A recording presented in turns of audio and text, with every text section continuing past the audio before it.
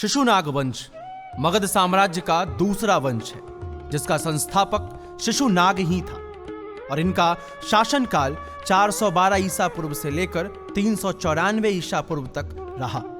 शिशुनाग प्रारंभ से एक अमात्य था, बाद में वह राजा बन जाता है और मगध का साम्राज्य चलाने लगता है। इन्होंने राजधानी परिवर्तन करके वैशाली को राजधानी बनाया, जो कि पहली मगध की राजधानी राजगिरी थी।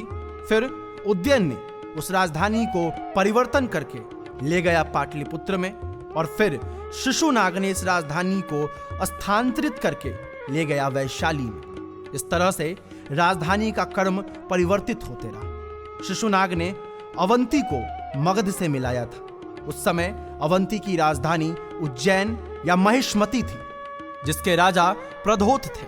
प्रधोत और हर्यक वंश के संस्थापक बिंबिसार की मित्रता बहुत गहरी थी। बिंबिसार ने प्रधोत के बीमार होने पर अपने राजवैद्य जीवक को ही इलाज के लिए प्रधोत के घर भेजा था। उस अवंती के साथ शिशुनाग ने युद्ध लड़ा और अवंती को मगध में मिला लिया। 394 ईसा पूर्व में शिशुनाग की मृत्यु हो गई। इसके बाद आता है कालाशोक। यह शिशुनाग का पुत्र था, जो कि शिशुनाग के 394 ईसा पूर्व के मृत्यु के बाद मगध का शासक बना।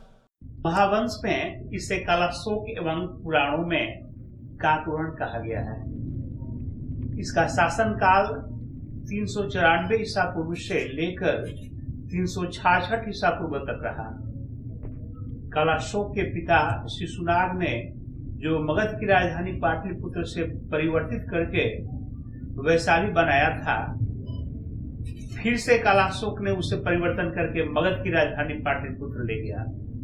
कालाशोक के शासन काल में ही दूसरी बार बौद्ध सभा का आयोजन किया गया था, जो कि बौद्ध धर्म से संबंधित थी, बौद्धों की विकास से संबंधित थी। यह दूसरी बौद्ध समिति का आयोजन वैशाली में ही हुआ था।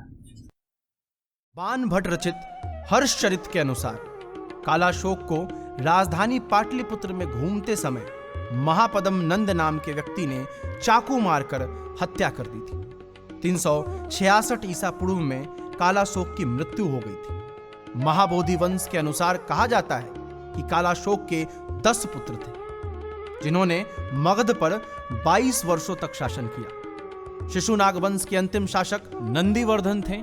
344 ईसा पूर्व में शिशुनाग वंश का अंत हो गया और नंद वंश का उदय हुआ। अंततः 344 ईसा पूर्व में शिशुनाग वंश का अंत हो गया और एक नए वंश नंद वंश का उदय हुआ। तो हमने शिशुनाग वंश के बारे में जाना, तो अब हम चलते हैं नंद वंश के बारे में पता करने।